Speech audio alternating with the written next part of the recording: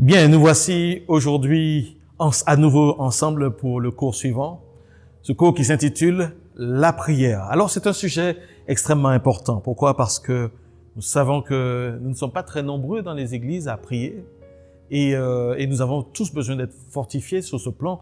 Aujourd'hui, nous allons aborder vraiment le b.a.-ba de la prière. Vous en faites pas, vous aurez d'autres, dès la semaine prochaine, vous aurez une autre vidéo qui va vous permettre de pratiquer ce que nous allons expliquer aujourd'hui. Et donc, on commence pour des conseils pour certaines personnes qui ne connaissent rien dans la prière. Je voudrais commencer par prier et demander à Dieu de nous accorder sa grâce, de comprendre ce qu'il veut nous enseigner ici. Père, nous te rendons grâce au nom de Jésus-Christ, ton Fils, pour ce thème que nous abordons, Seigneur, et qui nous permet de rentrer en contact avec toi. Seigneur, notre prière, c'est que tu nous aides à développer une saine vie de prière, de qualité, Seigneur, et nous comptons sur toi pour que tu nous éclaires quant à ce que ta parole dit sur la prière. C'est dans le nom de Jésus-Christ, ton Fils, que nous te prions. Amen. Amen. La première question que nous allons nous poser est la question suivante. Pourquoi prier? Pourquoi est-il important de prier? Est-ce que c'est nécessaire? Vous savez, dans ce domaine, certains se posent la question pourquoi la prière est si importante. Puisque, selon la Bible, Dieu sait tout sur tout. Et il sait d'avance tout ce qui va se produire, tout ce qu'il a déjà prévu d'avance. Alors, pourquoi devrions-nous prier? Vous savez, c'est parce que Dieu nous a créés avec un cadeau. Et ce cadeau s'appelle le libre arbitre. Il veut nous voir venir à lui volontairement et non pas comme des robots qui ont été préprogrammés. Il nous a donné la capacité de prendre des décisions. Et la décision la plus importante concerne notre éternité. Et même s'il connaît l'avenir, même s'il sait déjà d'avance les choix que nous allons faire, nous ne connaissons pas les choix que nous ferons dans l'avenir. Et c'est la raison pour laquelle il est important de laisser Dieu nous conduire pour faire les bons choix. Alors vous savez, dans la Bible, vous trouverez des rois, des prophètes, mais aussi des gens ordinaires comme vous et moi, dont les prières ont permis d'éviter la destruction. La prière d'un a arrêté le soleil. La prière d'un autre a fait descendre le feu du ciel. La prière d'un autre lui a ajouté 15 ans à sa propre vie. Et la prière d'un autre a même sauvé toute une ville. Des personnes ont prié intensément le Dieu qui répond à la prière. Vous voyez, quand vous priez, Dieu est à l'écoute de vos cris. Quand vous ne priez pas, Dieu se sent à l'écart de votre vie.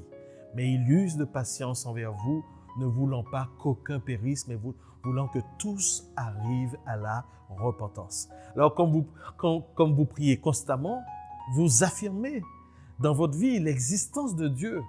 Votre foi se fortifie quand vous voyez la main de Dieu agir avec puissance en votre faveur, simplement parce que vous le lui avez demandé. Alors, pourquoi prier? Voyons maintenant un certain nombre de raisons. La première raison, c'est que Jésus nous le demande. Jésus nous demande de prier. Regardez ce texte dans Matthieu 7, verset 7. Il est écrit « Demandez et l'on vous donnera. Cherchez et vous trouverez. Frappez et l'on vous ouvrira. Car quiconque demande, reçoit. Celui qui cherche, trouve et l'on ouvre à celui qui frappe. » Voyez, dans ce texte, Jésus nous commande et nous invite à demander. Demander, bien sûr, c'est par la prière. Alors, je voudrais préciser ici que selon le temps du grec, ce n'est pas juste une fois. Il est question continuer le sens, c'est continuer sans cesse à demander et l'on vous donnera. Continuez sans cesse à chercher et vous trouverez. Et continuez sans cesse à frapper et l'on vous ouvrira. Donc, c'est très important. Le deuxième point, ce que je voulais vous dire, c'est que pour nous, les chrétiens, nous devons comprendre que notre prière n'est pas occasionnelle, elle ne devrait pas être motivée par des circonstances qui sont périlleuses. Notre prière doit être le reflet de notre vie nouvelle en Christ. En effet, il est dit dans 2 Corinthiens chapitre 5, verset 17, « Si quelqu'un est en Christ, il est une nouvelle créature. Les choses anciennes sont passées et voici, toutes choses sont devenues nouvelles. » Vous voyez, une des nouveautés occasionnées par la nouvelle naissance, sera donc une vie de prière. La prière devient comme la respiration. Un élément indispensable pour que la vie en Christ s'épanouisse et prenne de la force comme de la maturité. Jésus nous le demande. Prenons maintenant Luc, dans Luc chapitre 18, verset 1. Il dit, Jésus leur adressa une parabole pour montrer qu'il faut toujours prier. Il faut toujours prier et ne point se relâcher. Dans Matthieu chapitre 6, verset 6, il est écrit, mais quand tu pries, vous voyez, c'est quand tu pries, lorsque tu pries. C'est-à-dire que Jésus nous dit ici pour lui, c'est clair que le chrétien doit prier. Donc, il ne se pose même pas la question s'il doit prier, mais lorsqu'il prie, quand il prie. Quand tu pries, entre dans ta chambre, ferme la porte et prie ton Père qui est là dans le lieu secret. Ton Père qui voit dans le secret te le rendra. Vous voyez, donc, cette seule déclaration de Jésus doit nous interpeller. Car si Jésus l'a dit, c'est qu'il a raison et nous sommes invités donc à suivre le Maître. Et vous savez, en réalité, non seulement Jésus dit qu'il faut prier, mais par son exemple, tout au long de ses évangiles, on voit qu'il a laissé un modèle, car lui-même pratiquait la prière de façon régulière. Pourquoi prier? Deuxième raison, parce que Dieu écoute chaque prière. Dieu écoute chaque prière. Dans le psaume 34, verset 7, il est écrit « Quand un malheureux crie, l'Éternel entend et il le sauve de toutes ses détresses. » Je relis, « Quand un malheureux crie, l'Éternel entend et il le sauve de toutes ses détresses. » Regardez dans 1 Jean chapitre 5, verset 14. « Nous avons auprès de lui cette assurance que si nous demandons quelque chose selon sa volonté, il nous écoute. » Dieu nous écoute. Et si nous savons qu'il nous écoute, alors nous savons que nous possédons la chose que nous lui avons demandée, quelle qu'elle soit. Donc c'est très important à comprendre ces choses. Chaque fois que nous formulons une prière, Dieu écoute notre prière. Il écoute, il l'entend. Dieu n'est pas un totem, il n'est pas une idole, il est vivant et il écoute. La troisième chose que nous pouvons ajouter sur les raisons pour lesquelles il faut prier, c'est qu'il n'y a pas d'exaucement divin sans prière. Pas d'exaucement sans prière. Dans l'épître de Jacques, dans le livre de l'épître de Jacques, au chapitre 2, plutôt chapitre 4, verset 2, il est écrit « Vous ne possédez pas parce que vous ne demandez pas. » Vous voyez? De nombreux chrétiens se disent « C'est plus la peine de demander, j'ai arrêté, j'ai déjà prié, je n'ai rien reçu, donc j'arrête. » La réalité, c'est qu'il n'y a pas pire que le fait d'arrêter de demander. Vous ne possédez pas parce que vous ne demandez pas. Un chrétien qui ne prie plus, un chrétien qui ne demande plus rien, ne reçoit plus rien. Dans Jérémie 33, verset 3, il est écrit « Invoque-moi et je te répondrai. Je t'annoncerai de grandes choses, des choses cachées que tu ne connais pas. » C'est le désir de Dieu, vous voyez, qu'on vienne, qu'on l'invoque, qu'on vienne vers lui pour lui demander. Dieu prend plaisir lorsqu'il voit un de ses enfants venir devant son trône de grâce pour lui faire connaître ses besoins. Alléluia. Quatrième raison, c'est parce qu'on se prive d'une énorme joie. La prière procure la joie, surtout lorsqu'elle est exaucée. Dans Jean chapitre 16, verset 24, Jésus dit « Jusqu'à présent, vous n'avez rien demandé en mon nom. Demandez et vous recevrez, afin que votre joie soit parfaite. » Vous voyez, il y a de nombreux chrétiens qui sont toujours tristes, toujours un peu angoissés, toujours un peu je dirais même des fois dépressifs. La réalité, c'est que ces personnes ne connaissent pas de joie. Et pourquoi ces personnes ne connaissent pas de joie? C'est parce qu'elles ne sont pas exaucées. Et pourquoi elles ne sont pas exaucées? C'est parce qu'elles ne demandent pas. Donc lorsqu'on demande à Dieu, Dieu nous exauce. Et quand Dieu nous exauce, alors ça nous remplit de joie parce qu'on sait que notre Père s'occupe de nous. Et ça, c'est très important. Donc, c'est la quatrième raison. Quelle est la cinquième raison? C'est que la prière est le seul moyen d'avoir un accès à la puissance divine. La prière ouvre l'accès à la puissance divine. Vous savez, le jour de la Pentecôte, la Bible dit dans Actes chapitre 4, verset 31, tous les disciples de Jésus qui étaient rassemblés étaient là, ils étaient en train de prier. Regardez ce que dit le texte. Quand ils eurent prié, le lieu où ils étaient assemblés trembla. Et ils furent tous remplis du Saint-Esprit et ils annonçaient la parole de Dieu avec assurance. La puissance de Dieu, le Saint-Esprit descendant sur eux, le baptême du Saint-Esprit a été accordé parce qu'une assemblée de 120 personnes était chaque jour en train de prier ensemble, dans un même cœur, en train de prier. Vous voyez là, on a l'importance de la prière collective. D'accord? Elle ouvre accès à la puissance de Dieu. L'autre point que nous pouvons voir parmi les raisons de prier, c'est que la prière donne aussi l'accès à la sagesse divine. Dieu peut augmenter ton intelligence, mon ami. Dieu peut augmenter ta sagesse. Dans Jacques chapitre 1er, verset 5, il est dit, si quelqu'un d'entre vous manque de sagesse, qu'il la demande à Dieu et qu'il donne à tous simplement et sans reproche, et elle lui sera donnée. Vous voyez, des fois on est dans des situations qui sont extrêmement difficiles et notre intelligence est bloquée. Nous ne savons pas comment résoudre des situations. Dieu nous dit de lui présenter la situation, de lui demander aussi la sagesse de pouvoir gérer telle situation, mais qu'on demande avec foi, sans reproche. Et Dieu accorde la sagesse pour résoudre un souci, un problème. Vous voyez? Donc, on n'a pas le droit de se priver de ce genre de grâce. La prière donne l'accès à la sagesse divine. Le point suivant, c'est que prier est un devoir. C'est un devoir pour un croyant. Vous voyez, le prophète Samuel a été quasiment rejeté par le peuple qui voulait s'affranchir de son ministère et parce que ce peuple demandait un roi comme toutes les autres nations.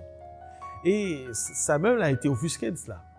Mais il dit dans 1 Samuel chapitre 12, verset 23, le prophète dit « Loin de moi aussi de pécher contre l'Éternel, de cesser de prier pour vous. » On est dans ce qu'on appelle l'intercession, le fait de prier pour quelqu'un. C'est un devoir. Regardez dans le Nouveau Testament, dans 1 Timothée chapitre 2, verset 1, et l'apôtre Paul écrit « J'exhorte donc avant toute chose à faire des prières, des supplications, des requêtes, des actions de grâce. » Pour qui? Pour tous les hommes. Pour tous les hommes.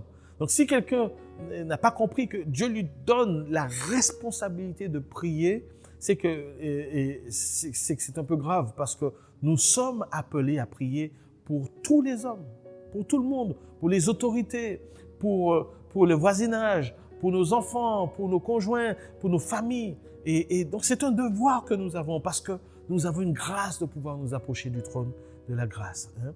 Et ça, c'est important. Donc, pas mal de raisons qui devraient nous motiver à prier. La prière n'est pas quelque chose d'inutile. Alors, voyons maintenant la définition de la prière. Que signifie le terme prier? Qu'est-ce qu'on met derrière ce mot? Et qu'est-ce que la prière n'est pas non plus? Alors, dans ce sens, je vais déjà vous dire que tout le monde pratique la prière, en tout cas de nombreuses personnes. Des chrétiens, des juifs, des musulmans, des hindous, les bouddhistes, et même certains païens. En fait, c'est un point commun pour toutes les religions. Et pourtant, des réunions de prière, même chez les chrétiens, sont les moins fréquentées. Et même dans les vies privées, des chrétiens prient très peu en réalité. Sans doute parce que certains sont déçus et qui sont arrivés à penser que la prière ne soit pas si efficace que cela. Dans sa définition la plus simple, la prière peut s'expliquer en ces mots. C'est l'action de parler à Dieu. La prière, dans sa définition la plus simple, son sens le plus strict, c'est le fait de parler à Dieu. Certains diront même que dans le sens le plus strict, la prière, c'est demander. Vous voyez? Prière de ne pas toucher. C'est-à-dire qu'on demande aux gens de ne pas toucher. Action de parler à Dieu, de demander à Dieu. Mais la prière est bien plus que cela, parce que ça va bien plus loin qu'un monologue en réalité. En plus de parler à Dieu, si on veut regarder la prière sur le plan le plus large, prier, le terme sur le plan étymologique signifie adresser. c'est-à-dire aller trouver ou avoir recours. L'autre sens de la prière, c'est invoquer, c'est-à-dire appeler à son secours. L'autre sens de la prière, c'est supplier, implorer, le fait de prier avec insistance. L'autre sens de la prière, c'est intercéder, c'est-à-dire intervenir auprès de Dieu en faveur de quelqu'un d'autre ou en faveur de nombreuses personnes. L'autre sens de la prière, c'est aussi intervenir, c'est-à-dire prendre part à une action ou jouer un rôle. Vous savez, la prière est souvent appelée l'arme du chrétien ou encore la respiration de l'enfant de Dieu et de l'Église de Jésus-Christ. Elle est en réalité une manifestation de la puissance de Dieu. En effet, la prière, écoutez-moi bien, la prière, c'est toucher le cœur de Dieu et faire agir son bras. Bien sûr, une prière formulée dans des conditions bien précises selon sa volonté, mais c'est toucher le cœur de Dieu et faire agir son bras.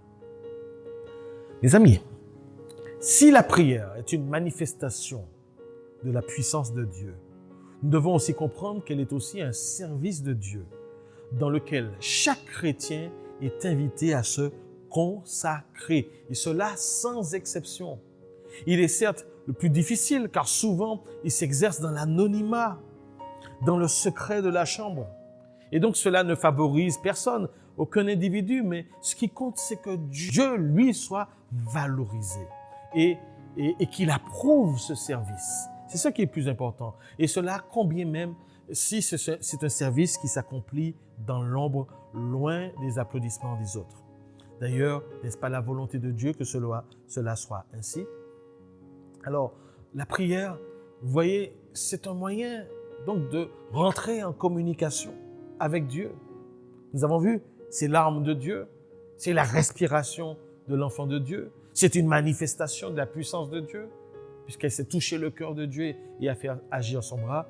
Et on vient de voir, la prière est aussi un service de Dieu, un service qui est opéré auprès de Dieu. Alors, parlons maintenant rapidement de quelques types de prières. Nous avons un texte dans 1 Timothée chapitre 2, versets 1 à 2, qui nous décrit un certain type, une forme de prière. L'apôtre Paul dit « J'exhorte donc, avant toute chose, à faire des prières. » Mais il va préciser « des supplications, des requêtes, des actions de grâce pour tous les hommes, pour les rois et pour tous ceux qui sont élevés en dignité, afin que nous menions une vie paisible et tranquille en toute piété et honnêteté. » Vous voyez, donc là, on a plusieurs types de prières. Nous voyons la supplication, les requêtes, les actions de grâce. Regardez le texte suivant, le psaume 105, versets 1 à 2. « Louez l'Éternel et invoquez son nom. Faites connaître parmi les peuples ses hauts faits. Chantez en son honneur. Parlez de toutes ses merveilles. » La louange, louer l'Éternel. La louange, c'est aussi une forme de prière, sur le sens large. Et dans Jean chapitre 4, versets 23 et 24, il est écrit « Mais l'heure vient, et elle est déjà venue, où les vrais adorateurs adoreront le Père en esprit et en vérité. Car ce sont là les adorateurs que le Père demande. Dieu est esprit, et il faut que ceux qui l'adorent en esprit et en vérité. » Vous voyez? Donc là, il y a aussi, en plus des types de prières que nous venons de voir, l'adoration. Alors, dans un prochain cours, nous allons mieux développer tous ces aspects de la prière. Mais pour l'instant, restons-en là. Alors, posons-nous la question maintenant, qui est habilité à prier? Qui peut prier? Est-ce que Dieu écoute la prière provenant de n'importe qui? La première chose que nous verrons, c'est que ce sont en priorité les enfants de Dieu qui ont ce privilège de pouvoir s'approcher de Dieu dans la prière. Dans Luc chapitre 11, versets 1 à 2, il est écrit « Jésus priait un jour en un certain lieu, et lorsqu'il eut achevé, un de ses disciples lui dit « Seigneur, enseigne-nous à prier, comme Jean l'a enseigné à ses disciples. » Et il leur dit « Quand vous priez, dites « Père ». Père. que ton nom soit sanctifié, que ton règne vienne, etc. Vous voyez, Père. Donc un enfant, quelqu'un qui s'approche de Dieu pour prier doit pouvoir avoir une relation de père-fils ou de père-fille avec Dieu. Donc seuls les enfants de Dieu, en réalité, les enfants de Dieu sont habilités à s'approcher de lui pour lui faire connaître leurs besoins. Seuls les enfants de Dieu ont cette prérogative. D'accord? C'est très important. Encore un verset dans Jean chapitre 9, verset 31, il est écrit « Nous savons que Dieu n'exauce point les pécheurs, mais si quelqu'un l'honore et fait sa volonté, c'est celui-là qui l'exauce. » Avez-vous bien lu ce verset? Nous savons que Dieu n'exauce point les pécheurs. Mais si quelqu'un l'honore et fait sa volonté, c'est celui-là qui l'exauce. Donc, un pécheur, quelqu'un qui vit dans le dérèglement, peut bien faire monter une prière vers Dieu, mais Dieu n'exauce point les pécheurs. Seuls ceux qui sont dans sa volonté sont exaucés. Alléluia. On va repréciser ce point un peu plus loin. Dans Hébreux chapitre 4, verset 16, il est écrit « Approchons-nous donc ». Ça concerne des personnes qui ont été lavées par le sang de Jésus, qui ont fait alliance avec le Seigneur, qui sont pardonnées, qui sont rachetées, qui sont justifiées. Ce sont ces personnes-là. Nous allons définir ces termes bien plus loin. Mais approchons-nous donc avec assurance du trône de la grâce afin d'obtenir miséricorde et de trouver grâce pour être secourus dans nos besoins. Dieu exauce des personnes avec qui des personnes qui ont placé leur foi en Jésus, en se repentant de leurs péchés, personnes qui sont sauvées, bien sûr, en espérance, les personnes qui sont en paix avec Dieu, dont les péchés ont été pardonnés. Ce sont ces personnes pour lesquelles il est écrit dans Hébreux 4, « Approchons-nous donc avec assurance ». Les autres n'ont pas à s'approcher. Ou s'ils s'approchent, ils devraient être dans la frayeur, parce que la colère de Dieu demeure sur eux, si leur péché n'a pas été encore effacé par le sang de Jésus. Et les autres? Parce que vous verrez toujours des témoignages de personnes qui disent « Oui, mais vous savez, moi j'ai prié et j'ai été exaucé. » Et c'est vrai. Et je n'ai pas le droit de dire que Dieu n'exauce que ses enfants. Non. Dieu, dans sa liberté, peut aussi entendre le cri d'un malheureux et l'exaucer. Mais on n'est pas dans le même style. Là, on est avec des personnes qui ne s'occupent pas de Dieu, en général des païens, ne s'occupent pas de Dieu ou des religieux, et qui, à des moments bien précis, lorsqu'ils sont dans le malheur, vont pousser un cri de détresse. Et Dieu est libre de pouvoir exaucer ou pas. D'accord? Regardez dans 1 Timothée chapitre 2, verset 3. Il est dit « Cela est bon et agréable devant Dieu, notre Sauveur, qui veut que tous les hommes soient sauvés et parviennent à la connaissance de la vérité. » Dieu peut exaucer une personne qui ne le suit pas, qui est dans le péché, de façon ponctuelle, afin que cette personne soit sauvée, afin que cette personne reconnaisse qu'il y a un Dieu et qu'il se repente de ses péchés. Mais cette personne ne doit pas croire pour autant que Dieu apprécie le style de vie qu'il a. Mes amis, dans 1 Timothée toujours, chapitre 2, versets 1 à 2, « J'exhorte, avant toute chose, à faire des prières, des supplications, des requêtes, des actions de grâce pour tous les hommes, pour les rois et pour tous ceux qui sont élevés en dignité, afin que nous menions une vie paisible et tranquille en toute piété et honnêteté. » Voyez, en fait, pendant qu'une personne qui ne s'occupe pas de Dieu et qui peut être dans un besoin, peut formuler une parole, il faut savoir que derrière des chrétiens intercèdent. Les chrétiens intercèdent pour tous les hommes. Ils intercèdent pour les responsables, pour les présidents, pour les rois, pour tous ceux qui sont en responsabilité. Et donc, si Dieu exauce ses enfants, c'est en faveur de ces personnes. Et il ne faut pas qu'ils croient que parce qu'ils ont été exaucés sur une simple prière qu'ils ont faite, que ça ne les concerne qu'eux. Non, des fois, Dieu exauce la prière de ceux qui intercèdent pour nous. Et nous devons comprendre ça. Alors, passons au point suivant rapidement. À qui adresser la prière? Pour qui prier? Lorsque vous priez, à qui vous vous adressez? Parce qu'on a déjà entendu de tout dans ce domaine-là. Alors, en priorité, Jésus nous en parle dans Jean chapitre 16, verset 23. Jésus dit, en vérité, je vous le dis, ce que vous demanderez au Père, il vous le donnera en mon nom. Ce que vous demanderez au Père, il vous donnera en mon nom. Dans le psaume 5, verset 2, il est écrit « Mon Dieu, mon roi, sois attentif à mes appels. C'est à toi que j'adresse ma prière. » C'est à toi que j'adresse ma prière. Vers qui doivent monter nos prières? Vers Dieu le Père. Qui devons-nous prier? Dieu le Père. En priorité. Parce que au sein de la Trinité, c'est lui qui occupe la première position en termes de rang. C'est lui le premier et c'est lui le responsable de tout. Et donc, c'est au Père que doivent s'adresser toutes nos prières. C'est très important. Et je tiens à dire que c'est Jésus ici même qui nous l'enseigne dans Jean chapitre 16. Regardez maintenant le psaume 86, verset 6. Il est écrit « Éternel, prête l'oreille à ma prière, sois attentif à la voix de mes supplications. » Donc le plus souvent, l'Éternel est associé à Dieu le Père. Maintenant, peut-on prier Jésus? Certains diront non. Jean chapitre 20, versets 28 et 29. La Bible nous dit, lorsque Jésus s'est montré avec son corps de résurrection, Thomas lui dit « Mon Seigneur et mon Dieu ». Jésus lui dit « Parce que tu m'as vu, tu as cru ». Que nous faut-il comprendre ici? On a eu ici une expression d'adoration. Thomas dit à un être humain qui est devant lui « Mon Seigneur et mon Dieu ». C'est-à-dire qu'il reconnaît à la fois la nature, bien sûr, humaine de Jésus, avec son corps humain, mais à la fois sa nature divine. La double nature de Jésus est là. Et Thomas reconnaît que Jésus est Dieu.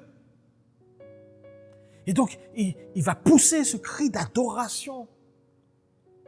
Ça, c'est extraordinaire. Dans Actes chapitre 7, verset 59, tandis qu'on lui jetait des pierres, Étienne priait ainsi. « Seigneur Jésus, reçois mon esprit. » Seigneur Jésus, reçois mon esprit. À qui a-t-il adressé sa prière? Au Seigneur Jésus.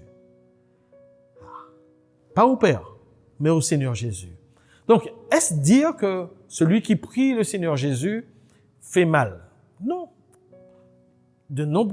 Plusieurs prières dans la Bible sont adressées au Seigneur Jésus lui-même. Pourquoi Jésus est digne de recevoir la prière? Parce qu'il est aussi Dieu. Parce qu'il partage la même nature divine que le Père et le Saint-Esprit. Et donc, il ne faut pas que nous soyons offusqués. D'accord? Alors, c'est peut-être pas le mode de prière le plus général, mais il n'y a pas d'hérésie à prier Jésus. Il n'y a pas d'hérésie à prier Jésus. D'accord? Mais le Seigneur Jésus nous dit de façon générale, dans Jean chapitre 14, versets 12 à 14, « En vérité, je vous le dis, celui qui croit en moi fera aussi les œuvres que je fais, et il en fera de plus grandes parce que je m'en vais au Père. Et tout ce que vous demanderez en mon nom, je le ferai, afin que le Père soit glorifié dans le Fils. Et si vous demandez quelque chose, entre parenthèses, de façon implicite, au Père, en mon nom, je le ferai. » Vous voyez, le désir du Seigneur Jésus, c'est que nous puissions nous adresser au Père en son nom, c'est-à-dire en comptant sur son appui, en étant unis à lui, avec cette conscience que le Fils est auprès du Père et qu'il intercède aussi lui-même en notre faveur. Donc, c'est au nom de Jésus, voilà, que nous pouvons prier au Père. Et ça, c'est la prière générale. Donc, il faut garder ça simplement à l'esprit, que de façon générale, nous sommes invités à prier au nom de Jésus. Regardez dans Jean 16, versets 23 et 24. En ce jour-là, vous ne m'interrogerez plus sur rien. En vérité, je vous le dis, ce que vous demanderez au Père, il vous le donnera en mon nom. Jusqu'à présent, vous n'avez rien demandé en mon nom. Demandez et vous recevrez afin que votre joie soit parfaite. Donc Jésus nous invite à prier le Père en son nom. Mais de façon précise, ça peut arriver que vous vous sentiez poussé à prier Jésus directement. Et ce n'est pas une hérésie en soi, parce que le Père et le Fils sont un. Bien. Donc nous venons de voir ici que de façon globale, nous devons prier le Père au nom du Fils, au nom de Jésus, Jésus-Christ. Maintenant, le Saint-Esprit. Est-ce qu'on peut prier le Saint-Esprit? Est-ce que c'est biblique de prier le Saint-Esprit? J'ai déjà donné quelques indications. Si le Saint-Esprit n'est pas divin, il ne mérite pas la prière. Mais s'il est de nature divine, il n'y a pas d'hérésie à parler au Saint-Esprit et à prier le Saint-Esprit. Vous voulez une preuve? On a juste une prière dans toute la Bible. Ézéchiel chapitre 37, versets 9 à 10. Il me dit, prophétise et parle à l'Esprit. Prophétise, Fils de l'homme, et dis à l'Esprit, ainsi parle le Seigneur l'Éternel.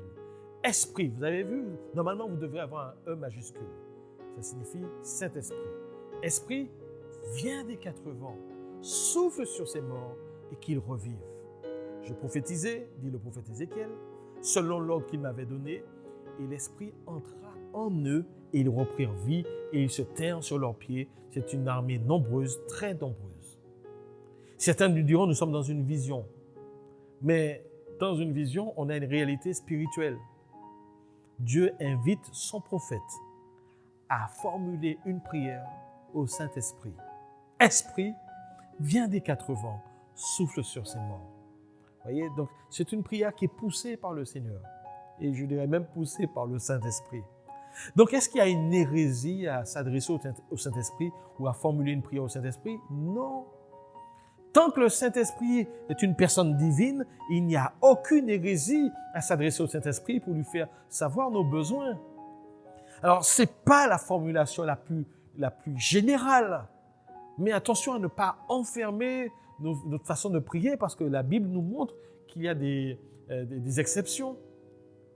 Mais de façon générale maintenant, nous sommes invités à prier par le Saint-Esprit. Dans Éphésiens chapitre 6, verset 18, il est écrit « Faites en tout temps, par l'Esprit, toutes sortes de prières et de supplications, veillez à cela avec une entière persévérance, priez pour tous les saints. » Donc nous sommes invités à faire en tout temps, par l'Esprit. Qu'est-ce que ça signifie? Ça signifie que l'opposé à l'Esprit, c'est la chair. On peut prier selon la chair, c'est-à-dire selon notre propre, cette partie de nous qui reste dans notre ancienne nature. Nous reviendrons sur tous ces détails bientôt. Et donc, selon la chair, on peut prier selon la chair, mais toute prière, même sincère, conduite par la chair, n'est pas écoutée par le Seigneur et surtout pas exaucée. Nos prières doivent être conduites par le Saint-Esprit. Elles doivent être inspirées par le Saint-Esprit, que ce soit en français, ou bien en créole, ou bien en langue, ou quelle que soit la langue que nous connaissons. Elle doit être poussée par le Saint-Esprit, inspirée par le Saint-Esprit. En fait, on doit prier d'abord en laissant le Saint-Esprit nous remplir pour que nos prières obtiennent la faveur de Dieu. C'est très important, les amis. C'est très important. Lorsque nous allons étudier le Saint-Esprit, nous allons rentrer dans plus de détails dans ce domaine.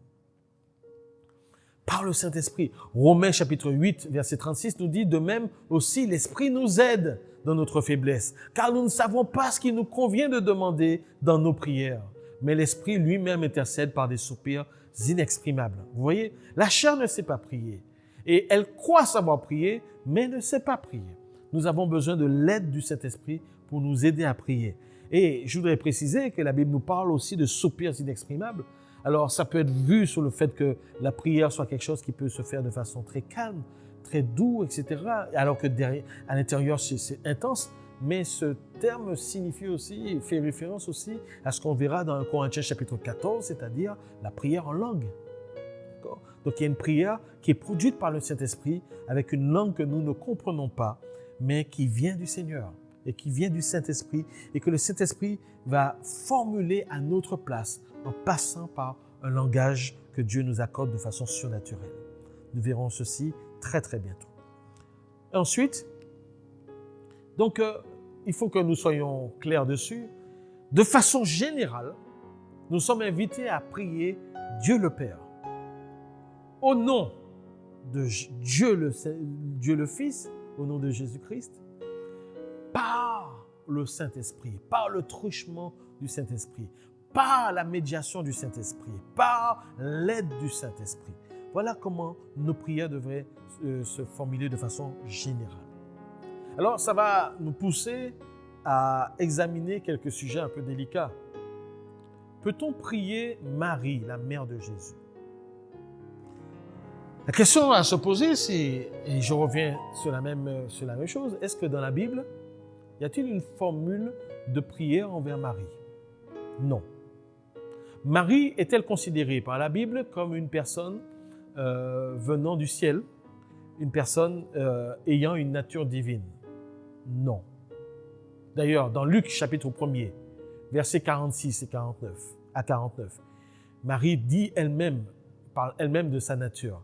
Et Marie dit, « Mon âme exalte le Seigneur, et mon esprit se réjouit en Dieu, mon Sauveur. » Marie avait besoin d'être sauvée. En Dieu, mon Sauveur, parce qu'il a jeté les yeux sur la bassesse de sa servante.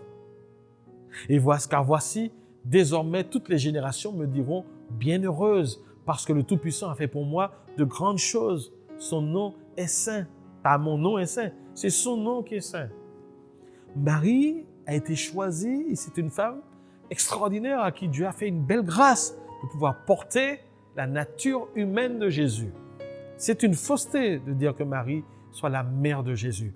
Parce que si vous dites que Marie est la mère de Jésus, vous incluez sa nature divine dedans. C'est par Jésus que Marie est née. Donc non, si Marie a été utilisée par Dieu, c'est pour engendrer la nature humaine de Jésus. Celle qui est née il y a 2000 ans. Mais en tant que Logos, nous savons bien que Jésus existait bien avant Marie, bien avant Abraham, bien avant que le monde ne soit créé. D'accord? Alors, donc c'est une femme qui a reçu une belle grâce de pouvoir porter la nature humaine de notre Seigneur Jésus-Christ. Et donc c'est insensé d'élever une prière vers Marie. Jamais le texte biblique ne pousse à le faire. Seules des traditions extra-bibliques, des ajouts ont permis ce genre de choses. Je voudrais préciser que quand on ne connaît pas l'histoire de l'Église, on accepte beaucoup de choses comme vérité. Moi-même, j'ai prié Marie pendant des années, jusqu'à ce que le Seigneur ouvre les yeux. Et jusqu'à un moment donné où, quand on étudie l'histoire de l'Église, on réalise que les premiers chrétiens n'ont pas prié Marie, mais que Marie a été introduite, en tout cas, sa statue a été introduite dans l'Église, au moment où on a connu la fin des persécutions. Tant que l'Église était persécutée, il fallait du courage pour accepter Jésus comme Seigneur et Sauveur et devenir chrétien. L'Église était pure, mais elle n'était pas très nombreuse. Elle se multipliait, mais elle n'était pas très nombreuse parce qu'elle se cachait, parce que les chrétiens pouvaient perdre leur vie. Le jour où l'empereur Constantin a levé cette persécution et a permis aux chrétiens de pouvoir s'exprimer au grand jour et pouvoir mettre en place leur temple, alors il y a des phénomènes qui se sont ajoutés. Le phénomène, c'est par exemple la simonie. Certaines familles qui étaient de confession païenne n'ont pas voulu perdre leurs privilèges auprès de l'empereur et sont devenus chrétiens de nom, tout en pratiquant en secret le paganisme. Et dans ce type de famille, un des fils était présenté à l'évêque afin qu'il devienne le prêtre d'une paroisse, par exemple. Et ce qui se passe, c'est que ça se passait donc via des finances. Et il faut bien comprendre que quand l'Église s'est visibilisée, des masses sont entrées dans l'Église. Mais quand les masses sont entrées dans l'Église, on a perdu sur la consécration et sur la fidélité à la parole de Dieu. Et on s'est permis d'ajouter des doctrines qui n'avaient plus rien à voir avec la Bible. Vous savez qu'à cette époque, on vénérait dans les temples païens Diane d'Éphèse. Et on avait de nombreuses statues de Diane d'Éphèse. Et pour aider la population qui était issue du paganisme à transvaser dans le milieu du christianisme, alors on a élevé des statues à l'effigie de Diane en disant « Voici Marie, n'adorez plus Diane, mais n'a adoré Marie. Voilà la vraie Diane quelque part. » Et les visages sont identiques, extraordinaires. Vous voyez? Et donc Marie a été vénérée, et je ne rentrerai pas dans les détails. C'est pour vous dire que l'évangile, en fait, c'est quelque chose de spécial parce que Satan n'a jamais réussi à arrêter l'évangile. Mais s'il peut s'introduire dans l'Église et fausser et édulcorer la doctrine, il peut nous éloigner de Dieu. Chrétien, écoute-moi bien. Si tu es enfant de Dieu, si tu crois en Jésus-Christ, ta foi ne doit être basée que sur la Bible. Que sur la Bible et que sur la Bible. La Bible dit que celui qui ajoute un iota à la parole, qu'il soit anathème. L'apôtre Paul écrit dans Galates, chapitre 1er, que si nous-mêmes ou si d'autres personnes venaient vous annoncer un autre évangile que celui que nous vous avons précédemment annoncé, qu'il soit anathème. Il dit même si un ange du ciel venait vous annoncer un autre évangile que celui que nous vous avons annoncé, qu'il soit anathème. Anathème. Donc toute doctrine qui sort de la Bible ne doit pas être acceptée. Il faut qu'on soit clair dessus, même si ça fait 1500 ans que tout le monde y croit. Ta foi doit être basée sur la Bible, exactement comme les chrétiens de Béret écoutaient les discours de Paul, mais en même temps avaient le texte biblique pour vérifier si ce qu'il disait était en accord avec le texte biblique. La foi vient de ce qu'on entend, mais ce qu'on entend vient de la parole de Dieu. C'est ce que nous dit le texte d'Hébreux. Alors, peu importe les différentes traditions qu'on a dans tous les mouvements, que ce soit catholique, adventiste, témoin de Jéhovah, évangélique, quelles que soient les choses qui s'enseignent, vérifiez bien que c'est en accord avec le texte biblique. C'est très, très important. Ne croyez même pas ce que je vous dis, mais croyez ce que le texte biblique dit. Et tout ce qui n'est pas en accord, vous jetez. Amen. On n'est pas appelé à prier Marie. Et ce qui m'attriste dans cette affaire, c'est qu'on entend des phrases disant que Jésus serait quelqu'un d'extrêmement dur et que Marie, en fait, pourrait quelque part faire fléchir le cœur de Jésus. Il faut arrêter ça. Il faut arrêter ces choses-là. Dieu est amour. Aucune femme, aucun homme sur terre ne peut avoir un amour un amour semblable à celui du Seigneur. Jésus, pour que tu sois sauvé, toi et moi, pour que nous soyons sauvés, a donné sa vie à la croix. Marie ne l'a pas fait. Mais Jésus l'a fait pour nous. Il a accepté de souffrir pour que toi et moi, nous n'allions pas en enfer. Ça, c'est un amour concret. C'est un amour en action. Je voudrais fermer cette parenthèse. Je sais que ça va être dur à entendre pour certains. Ça a été dur pour moi. Mais relisez votre Bible et soyez conformes à la parole de Dieu et que le Seigneur puisse vous éclairer pour certains d'entre nous. Faut-il prier les saints? C'est la question suivante. Faut-il prier les saints? Parce que la prière ne peut s'adresser qu'à Dieu, c'est-à-dire à un être de nature divine. Est-ce que les saints sont de nature divine? Non. C'est des pécheurs comme vous et moi. Aucun n'était parfait. Qui dit qui est saint? Qui a le droit de dire qui est saint? Est-ce que mon Église a le droit de définir qui est saint et qui n'est pas saint? Est-ce qu'on doit faire un vote démocratique? Moi, je crois que si la parole de Dieu, la Bible a toute autorité dans nos vies, c'est la Bible qui doit définir qui est saint et qui n'est pas saint. Alors, regardons ce que la Bible dit sur qui est vraiment saint, sur l'identité des saints. Dans Éphésiens chapitre 6, verset 18, il est écrit « Mais faites en tout temps, par l'Esprit, toutes sortes de prières et de supplications, veillez à cela avec une entière persévérance et priez pour tous les saints. » Oh, priez pour tous les saints. De qui Paul parle-t-il ici? Je continue. Je pense que vous commencez à avoir une idée. Romains chapitre 12, verset 13. Pourvoyez aux besoins des saints. Exercez l'hospitalité. De qui parle-t-il lorsqu'il parle des saints? Vous avez une idée? On continue encore. 2 Corinthiens chapitre 1, verset 1. L'introduction de la deuxième épître de Paul aux Corinthiens. Paul, apôtre de Jésus-Christ par la volonté de Dieu, et le frère Timothée, à l'église de Christ, de Dieu, qui est à Corinthe, et à tous les saints qui sont dans toute l'Achaïe. À tous les saints. Paul adresse une lettre, une épître, à l'église de Dieu qui est à Corinthe, et à tous les saints qui sont dans l'Achaïe. Vous avez une idée? Colossiens chapitre 1, verset 2. L'apôtre Paul écrit: aux saints et fidèles frères en Christ qui sont à Colosse, que la grâce et la paix vous soient données de la part de Dieu notre Père. Je crois que vous avez compris que la Bible ne désigne jamais saint certaines personnes qu'on a qualifiées ayant une vie extrêmement exemplaire. Ce n'est pas le cas, ce n'est pas la terminologie de la Bible. Qui la Bible appelle-t-elle saint? Ce sont ceux qui font partie de la chrétienté. Ce sont les enfants de Dieu. Aux saints et fidèles frères en Christ. Ceux qui se réunissent pour louer le Seigneur, pour adorer le Seigneur, c'est ça, ce sont ces personnes que la Bible appelle saints. Ça vous surprend?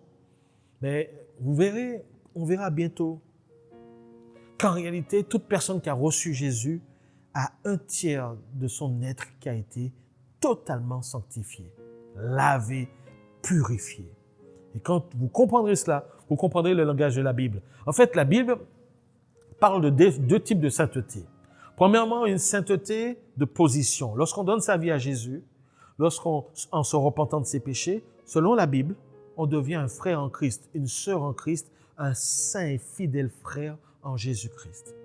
On devient un enfant de Dieu. Et donc, c'est un terme qui détermine une position en Christ. On appartient au Seigneur, on est saint.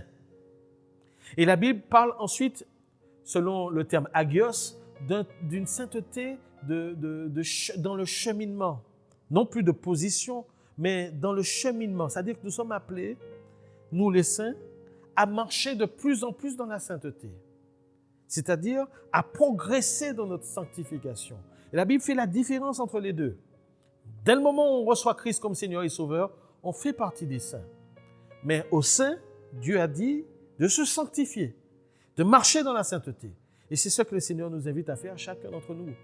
Alors, si les saints, selon la Bible, ce sont les frères et sœurs en Christ, nous prions pour qui? Pour les frères et sœurs qui sont auprès de Dieu, qui sont morts en Christ et qui sont auprès du Seigneur actuellement. Et vous savez, on n'est pas très loin de la prière pour Marie. Si vous vous adressez à Marie alors que Marie est morte et qu'elle est auprès du Seigneur actuellement, et que vous vous adressez aussi à un saint, en fait, vous êtes en train d'invoquer les morts.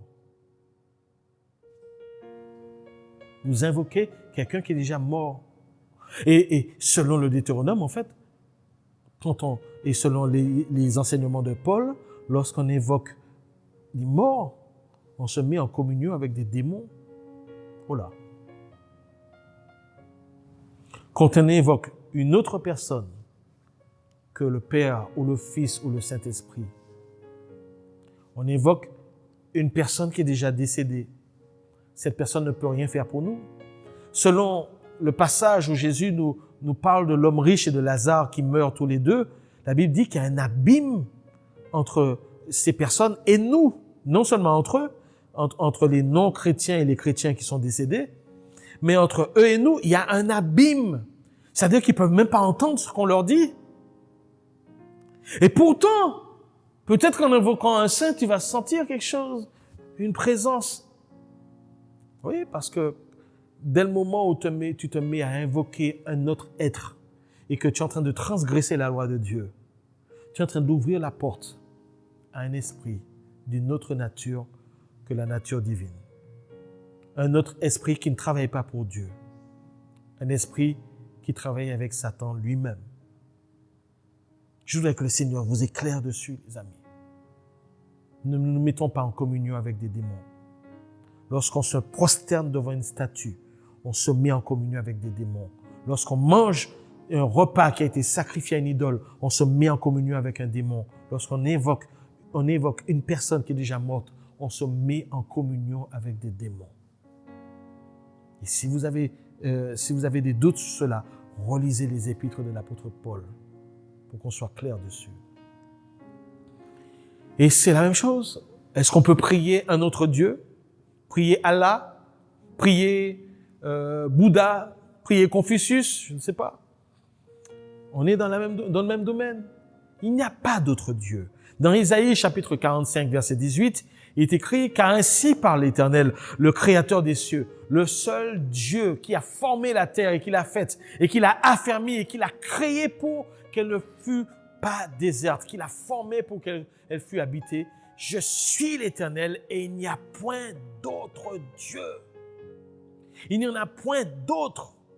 Et il n'y en a point d'autre. » La Bible est claire dessus. Un autre passage nous dit que Dieu a regardé autour de lui et il n'a vu aucun autre Dieu que lui. Donc à partir du moment que j'invoque un être qui n'est pas Dieu, j'ouvre la porte à un nouvel esprit dans ma vie. J'ouvre la porte à un esprit dans ma vie. Et c'est extrêmement grave. Alléluia. Alors fermons cette parenthèse maintenant et passons sur les différentes manières de prier. Comment prier? Alors, je ne vais pas aborder toutes les façons, les facettes de la prière, mais juste quelques-unes qui sont importantes.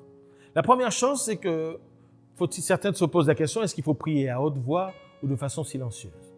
Écoutez, dans le psaume 17, verset 6, il est écrit « Je t'invoque, car tu m'exauces, ô Dieu. Incline vers moi ton oreille, écoute ma parole. » Le psaume 17 nous invite à invoquer Dieu, donc forcément à voix haute. Écoute ma parole. Incline vers toi ton oreille. Donc là, on est invité à invoquer Dieu à voix haute, à crier vers Dieu même, dans la détresse. Mais vous avez dans Romains 8, verset 26, nous l'avons lu tout à l'heure, de même aussi, l'Esprit nous aide dans notre faiblesse, car nous ne savons pas ce qu'il nous convient de demander dans nos prières, mais l'Esprit intercède par des soupirs inexprimables. Je peux de façon très calme, même intérieure, par des soupirs, formuler une prière au Seigneur et Dieu reçoit cette prière. Oui, la prière silencieuse est possible. Des fois, on ne pourra pas forcément être en train de prier à haute voix. Vous êtes dans un train, vous êtes dans un bus, vous êtes dans un taxi et vous avez envie de parler à Dieu. Vous n'allez pas forcément le faire à haute voix pour ne pas gêner les gens qui sont autour de vous. Et vous allez le faire de façon silencieuse. Et Dieu reçoit cette prière, bien sûr. Posons-nous maintenant la question, y a-t-il une position idéale pour prier? Dans la Bible, dans Luc 22, verset 41, il est dit « Et s'étant mis à genoux, il pria. » Acte 20, verset 36, il se mit à genoux et il pria avec eux tous. Donc la prière à genoux est possible. La Bible nous invite à prier à genoux. Mais dans Marc chapitre 11, verset 25, il est écrit « Mais lorsque vous êtes debout, faisant votre prière. » Tiens, oui, c'est possible aussi de prier debout. Et ça pose aucun souci à Dieu que nous prions debout. Dans le psaume 63, verset 6, il est écrit « Lorsque je pense à toi sur ma couche, dit David, je médite sur toi pendant les veilles de la nuit. » Sur ma couche. Tiens, couché. Donc, selon la Bible, certains ont prié debout, certains ont prié à genoux, certains ont prié couché, en position couchée. Mes amis, ça n'a aucune espèce d'importance. Si vous voulez vous imposer une discipline, il n'y a aucun souci, mais à l'imposer à d'autres, surtout pas. Chacun fait de la façon qu'il le ressent. Le plus important devant Dieu, ce n'est pas la position dans laquelle nous nous trouvons, mais la position de notre cœur. C'est notre cœur qui compte le plus pour le Seigneur et non la position dans laquelle nous nous trouvons. L'apôtre Paul s'est retrouvé avec Silas dans une prison et ils étaient assis avec les pieds qui avaient été vraiment emboîtés. Mes amis, ils ont chanté, prié assis parce qu'ils n'avaient pas le choix. Est-ce que le fait qu'ils n'aient pas pu se mettre à genoux, que Dieu ne puisse pas les écouter? Si vous voulez réduire la prière à une position physique, ça va poser un problème. Non. Mais ce qui est le plus important, c'est dans quelle position se trouve mon cœur. Est-ce que mon cœur est respectueux? Est-ce que mon cœur a la crainte de Dieu lorsque je m'approche du Seigneur? Est-ce que mon cœur a de la joie aussi de retrouver mon Père dans la prière? Est-ce que mon cœur a soif de Dieu? Et est-ce que mon cœur est vrai avec le Seigneur? C'est ce qu'il y a de plus important pour le Seigneur. C'est ce qu'il y a de plus important. Voilà, je ne veux pas trop insister. Vous savez, personnellement, il y a une manière de prière que j'affectionne particulièrement. C'est en marchant, en faisant une balade libre pendant que je marche et que je parle à Dieu. Oh, c'est quelque chose pour moi qui est extraordinaire. J'aime beaucoup la prière en marchant. Vous savez, lorsque je me couche pour prier, je finis par prendre sommeil parce que les muscles finissent par se détendre et rapidement on se retrouve en train de ronfler. Non. Trouvons une façon pour rester dynamique dans la prière. C'est très important. Alors, je ne rendrai pas dans plus de détails sur les formes de prière, mais je voudrais parler maintenant, notre avant-dernier grand point, ce sont les obstacles courants. Nous devons savoir, certains se disent, oui, mais lorsque je prie, c'est vrai, j'ai déjà été exaucé, mais il y a des prières que Dieu n'exauce pas. Oui, mais nous devons savoir que selon la Bible, Dieu est un Père. Est-ce que vous dites oui à tout ce que demandent vos enfants, si vous êtes parents? Des fois, vous dites oui. Père, mère, j'ai faim. Oui, on va lui donner à manger. Mais un dixième morceau de chocolat, etc., on saura dire non, parce qu'on sait ce qu'il y a de meilleur pour nos enfants. Donc, des fois, un parent dit non. Ou bien, attends, ce n'est pas encore le moment. Pourquoi voudrions-nous que Dieu soit différent? Pourquoi voulons-nous d'un Dieu qui soit comme le génie de la langue d'Aladin? Hein? Fais 3 vœux et puis il exauce. Non, Dieu est notre Père et il sait ce qui est bon pour nous et ce qui n'est pas bon pour nous. Donc nous devons comprendre que dans notre relation avec lui, il y a des choses que Dieu ne va pas exaucer. Il y a des obstacles qui sont courants à la prière. Alors, merci d'examiner si un de ces obstacles ne se trouve pas sur ta route. Le premier obstacle concerne les problèmes conjugaux dans le couple. La Bible dit dans 1 Pierre chapitre 3 verset 7, « Marie, montrez à votre tour de la sagesse envers vos rapports avec vos femmes, comme avec un sexe plus faible. Honorez-les, comme devant aussi hériter avec vous de la grâce de la vie. Qu'il en soit ainsi, afin que rien ne fasse obstacle à vos prières. » Je tiens à préciser ici, comme pas mal de versets sur les couples, que ça concerne aussi les épouses, dans les deux sens. Bien. Donc, Dieu nous dit que si, dans nos rapports avec notre conjoint, nous ne sommes pas corrects devant Dieu, alors cela fait un obstacle à nos prières. Donc, nous devons examiner sur ce plan nos problèmes de couple pour savoir si cela n'empêche pas l'exaucement de nos prières. Ensuite, les désirs aussi charnels.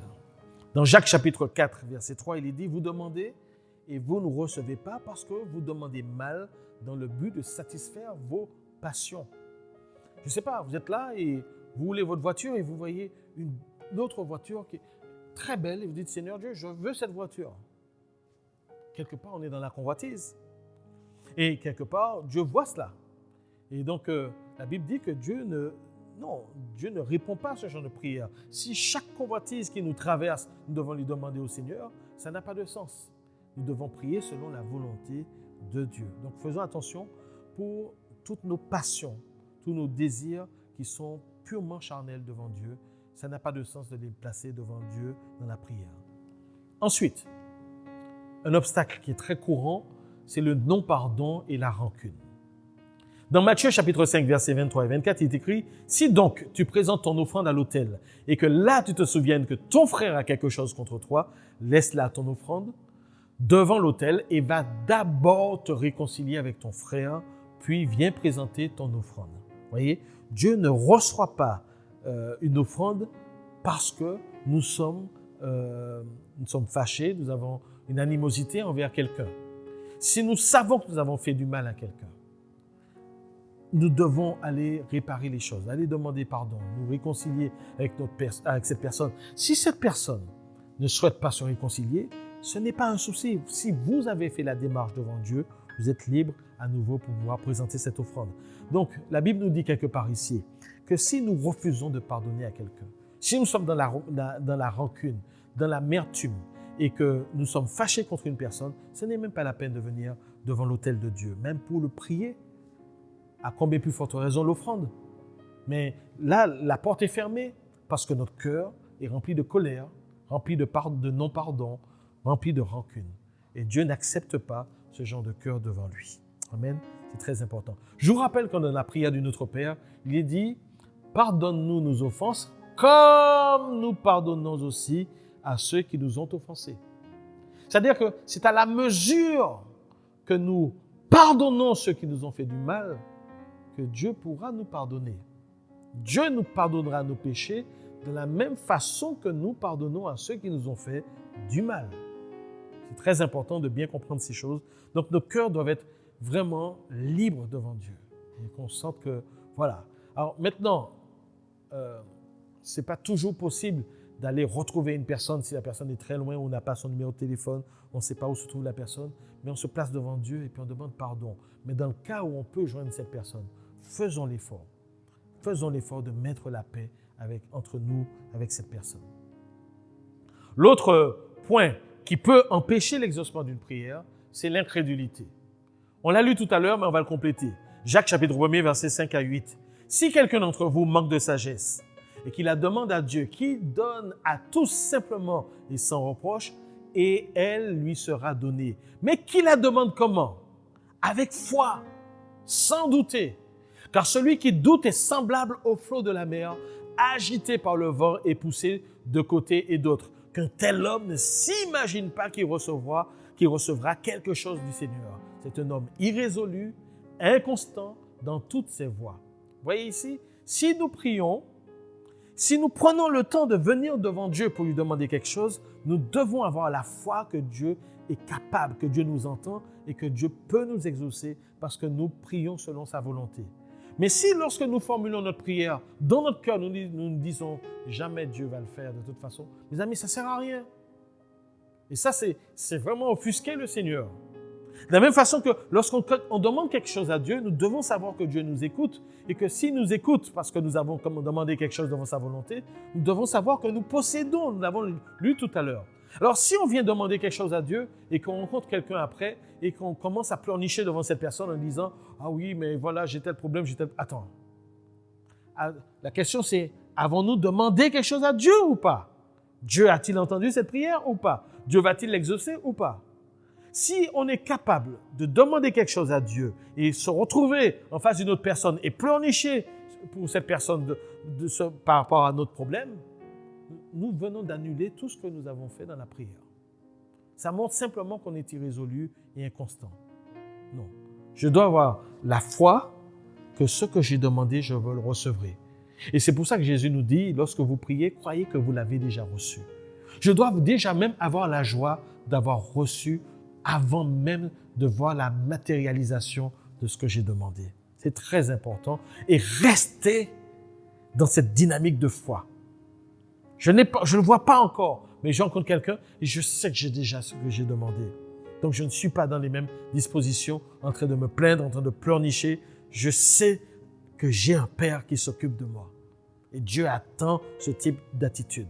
Mais l'incrédulité, c'est la meilleure façon d'annuler sa prière. La meilleure façon. Une situation aussi de péché peut empêcher l'exaucement de notre prière. Ésaïe 59, verset 2. La Bible nous dit ici, « Ce sont vos crimes qui mettent une séparation entre vous et votre Dieu. Ce sont vos péchés qui vous cachent sa face et l'empêchent de vous écouter. » Est-ce que je suis en train de dire que toute personne qui pêche ne sera pas exaucée? La Bible fait la différence. Parce que la Bible dit, celui qui dit qu'il ne pêche pas est un menteur. Nous bronchons tous d'une façon ou d'une autre. Vous le retrouvez dans la première épître du chapitre de l'épître de Jean. Mais si un chrétien n'est pas devenu parfait, il doit chercher à tendre vers la perfection, bien sûr, mais ça peut lui arriver de pécher. La Bible nous dit que lorsque nous péchons, si nous confessons nos péchés, nous sommes fidèles et justes Dieu est fidèle et juste pour nous les pardonner et nous purifier de toute iniquité. Donc quand je pêche en tant que chrétien, je demande pardon, je m'humilie et je demande pardon à Dieu avec cette conviction que je ne veux plus faire ces choses, je vais abandonner mon péché. Et là, mon péché est effacé. Mais si je suis dans une situation de péché, ça c'est différent. Situation de péché, ça veut dire que je suis rentré dans une vie d'adultère. Situation de péché, c'est que je me mets à violenter mon conjoint. C'est quelque chose qui devient régulier. En fait, c'est une situation de péché. Et là, c'est autre chose. Là, c'est autre chose. Quand on est dans ce cas, la Bible dit que ce sont vos péchés qui vous cachent sa face et l'empêchent de vous écouter. Il faut se repentir de cela. Arrêtez cela une fois pour toutes. Et là, maintenant, s'humilier. Et maintenant, le Seigneur est apte à pouvoir nous exaucer. Mais il faut arrêter cette situation pour mettre de l'ordre dans sa vie. Ça, c'est dans le cas où quelqu'un, bien que se soit fait baptiser, se soit fait avoir et soit retombé dans une situation de péché. D'accord? C'est très important. Ensuite, il y a un point qui s'appelle l'orgueil, qui peut empêcher Dieu de nous exaucer. Dans Jacques chapitre 4, verset 6, la Bible dit, il accorde au contraire une grâce plus excellente. C'est pourquoi l'Écriture dit, Dieu résiste aux orgueilleux, mais il fait grâce aux humbles. Mes amis, en tant que chrétiens, nous avons un ennemi qui peut être sur notre langue, c'est le mot « moi ». Moi. Je sais faire ci. Je suis comme ça. Les autres ne sont pas comme ça. Mais moi, faisons attention. Lorsqu'on a ce langage, lorsqu'on est rempli d'orgueil, Dieu résiste aux orgueilleux. Dieu aime les hommes qui sont humbles. Heureux les doux. D'accord? Eux, ils hériteront la terre. Mais ceux qui sont orgueilleux, ceux qui ne sont pas humbles, mes amis, ces personnes ne seront pas exaucées par le Seigneur. Apprenons à nous humilier devant Dieu. Et comme la Bible nous le dit, apprendre à regarder toujours les autres comme étant au-dessus de nous-mêmes. Regardez les autres et soyons remplis des mêmes sentiments qu'animait Christ, qui regardait les autres comme étant au-dessus d'eux-mêmes. C'est ce que nous devons apprendre à faire, chacun d'entre nous. Voilà, je voudrais terminer avec juste 3 points. Quelles sont les choses qui favorisent l'exaucement de la prière? Quelles sont les prières que Dieu exauce et qu'est-ce qui favorise nos prières? Voyons juste 3 points pour terminer. Premièrement, mettre en place dans sa vie une habitude. La prière devient un style, une respiration du chrétien, un style de vie. Essayons de nous aménager un lieu de prière. Dans Matthieu chapitre 6, verset 6, il est écrit « Mais quand tu pries, entre dans ta chambre et ferme ta porte et prie ton Père qui est là dans le lieu secret et ton Père qui voit dans le secret te le rendra. » Vous savez, il y a des personnes qui s'évertuent à prier en public pour être vues. Et ces personnes, dit la Bible, dit Jésus, reçoivent déjà leur récompense. Parce que les autres qui les entendent en collectivité disent « Waouh, qu'est-ce qu'il prie bien, qu'est-ce qu'elle prie bien, oh, je m'ai tellement prié comme cette personne. » Quelque part, il y a des acclamations. Mais Dieu n'est pas touché par des prières qui sont dites à haute voix. Ce n'est pas qu'il ne faut pas prier à haute voix. Mais assurons-nous que lorsque nous prions en collectivité, nous prions aussi dans notre intimité. C'est surtout ça, parce que sinon, c'est faire de la figuration. La Bible nous dit ici, quand tu pries, entre dans ta chambre. Alors certains diront, oui, mais je suis peut-être à 2, à 3 dans la chambre, je ne peux pas prier. Non, quand la Bible parle de chambre ici, elle dit ferme ta porte, c'est trouve un moyen de t'isoler. Si le fait de t'isoler ne peut pas se faire à l'intérieur de ta maison, si tu ne peux pas avoir une chambre de prière, un lieu spécial, trouve un lieu à l'extérieur, peu importe, mais trouve un lieu où personne ne viendra te déranger, où on respectera le silence et on va pouvoir te laisser prier Dieu autant qu'il le faut. C'est ça, trouve une habitude où tu ne seras pas dérangé. C'est ça, et pour te fermer et te placer devant le Père. Parce que quand on s'isole, la Bible dit que Dieu est là, le Père est là dans le lieu secret et il attend de nous entendre lui parler. Ton Père qui voit dans le secret te le rendra. Donc ça, c'est une des premières habitudes très importantes. Apprendre à s'isoler. Et je vous assure que même si on peut passer pas mal de temps à l'église ou dans des réunions de prière, même si tu pries 3 fois par jour avec un groupe de prière dans une maison ou bien à l'église, etc., rien ne remplace la prière intime, la prière personnelle avec Dieu. Rien ne remplace cela. De la même façon que rien ne remplace une relation intime entre un homme et une femme, et alors qu'ils vivent en général en famille avec leurs enfants, avec les voisins. Oui, mais le moment intime est aussi un moment très important. De la même façon, Dieu veut une intimité entre lui et nous. Ensuite, le deuxième élément important pour la prière, c'est la foi. On en a un peu parlé tout à l'heure lorsqu'on parlait d'incrédulité. L'important pour Dieu, c'est la foi. La foi que Dieu non seulement nous écoute, mais Dieu a la puissance d'exaucer notre prière. Dans Matthieu chapitre 12, verset 22, il est écrit « Tout ce que vous demanderez avec foi par la prière, vous le recevrez. » Avec foi, avec assurance, avec confiance, vous le recevrez. Dans Hébreux chapitre 11, verset 6, il est dit « Or, sans la foi, il est impossible de lui être agréable, car il faut que celui qui s'approche de Dieu croit que Dieu existe, premièrement, et qu'il est le rémunérateur de ceux qui le cherchent. » Dieu cherche ceux qui le cherchent. Il cherche ceux qui le cherchent.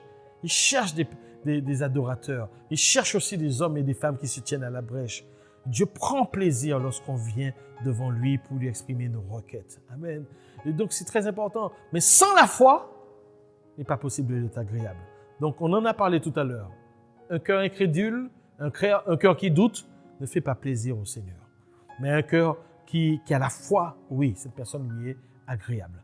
Et enfin, dans Jacques tout à l'heure, dans Jacques chapitre 5, verset 15, il est écrit « La prière de la foi qui sauvera le malade. » Cette prière sauve le malade.